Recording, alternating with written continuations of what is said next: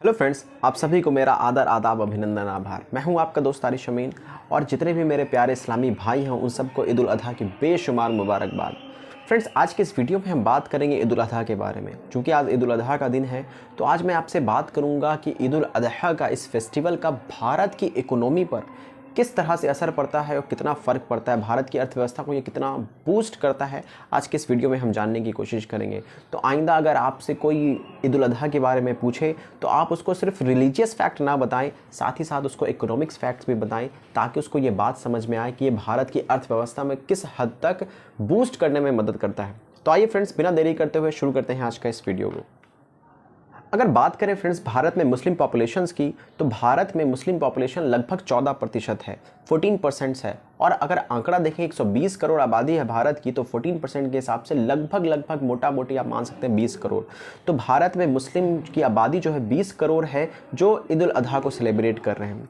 अगर 20 करोड़ में से अगर 10% लोग भी बकरे की कुर्बानी देते हैं, सैक्रिफाइसेस करते हैं, तो ये आंकड़ा आ जाता है लगभग 2 करोड़। मतलब ईद उल अज़हा में 2 करोड़ बकरे की कुर्बानी दी जाएगी। और अगर इस 2 करोड़ बकरे को अगर आप ऑन एन एवरेज मार्केट से खरीदने जाएंगे तो एक बकरा लगभग 10,000 का मिल जाएगा। तो 10,000 प्लस 2 करोड़, जब इसको आप कैलकुलेट करेंगे, मल्टीप्लाई करेंगे, तो ये आंकड़ा आता है 20,000 करोड़ का। और ये 20,000 करोड़ का एक ऐसा फेस्टिवल है जो अर्थव्यवस्था को बूस्ट करता है। अब ये जो 20,000 करोड़ का आंकड़ा निकलता है, क्या ये चाइनीज़ प्रोडक्ट को जाता है, चाइना को जाता है इसका फ़ायदा, एप्पल को जाता है, अमेरिका को जाता है, मल्टीनेशनल्स कंपनीज़ को जाता है, किसको जाता है? तो मैं आपसे बात करूं, इस फेस्टिवल की सबसे अच्छी बात है ये 20,000 करोड़ का जो व्यापार है, बिजनेस है, टर्नओवर है, ये पूरा का पूरा भारत की ग्रामीण अर्थव्यवस्था को जाता है। क्योंकि पशुओं का जो पालन करते हैं वो किसान करते हैं और इसका सीधा बेनिफिट भारत के ग्रामीण अर्थव्यवस्था को पहुँचता है। ये बहुत अच्छी बात है। ये 20,000 करोड़ रुपया का पूरा भारत के अंदर ही रहता है। इसके साथ ही मैं आपको बताऊं फ्रेंड्स कि ये एक ऐसा फेस्टिवल है जो 20 लाख परिवारों को रोज़गार प्रदान करता है। अब आप कहेंगे कैसे? तो आइए मैं इसको बताता हूं आपको। अगर एक साधारण किसान 10 बकरे का पालन करता है, 10 बकरा पालता है, और चूंकि एक साल में 2 करोड़ बकरे की कुर्बानी दी जाती है, तो इस हिसाब से अगर आप एक किसान 10 बकरा पाल रहा है तो 2 करोड़ को 10 से डिवाइड करेंगे तो लगभग आ जाएगा 20 लाख।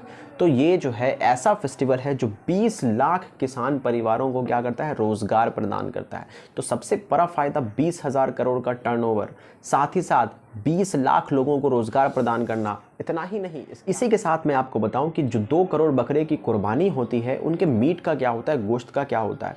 तो फ्रेंड्स, इनके मीट का इस्लामी कानून के हिसाब से इनके गोश्त को गरीबों में बांट दिया जाता है।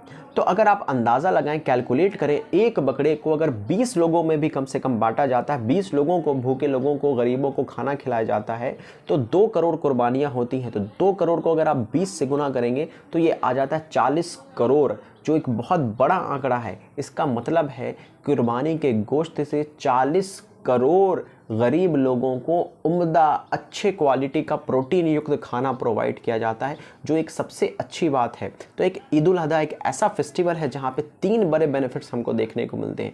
20,000 करोड़ का टर्नओवर, जिससे भारत की ग्रामीण अर्थव्यवस्था बूस्ट होती है, साथ ही साथ इसका ये 20 लाख परिवारों को रोज़गार प्रदान करती है, और 40 करोड़ लोगों को ये क्या करती है, भूखे लोगों को, गरीब लोगों को प्रोटीन युक्त अच्छा खाना प्रोवाइड करती है। अगर ये आंकड़ा मैं आपको बताऊं फ्रेंड्स, तो ये कम से कम पर आधारित है। अगर आप एक्चुअल फिगर की बात करेंगे तो ये लगभग इसका डबल भी हो सकता है और इससे ज़्यादा भी हो सकता है। और ये सिर्फ भारत की बात है।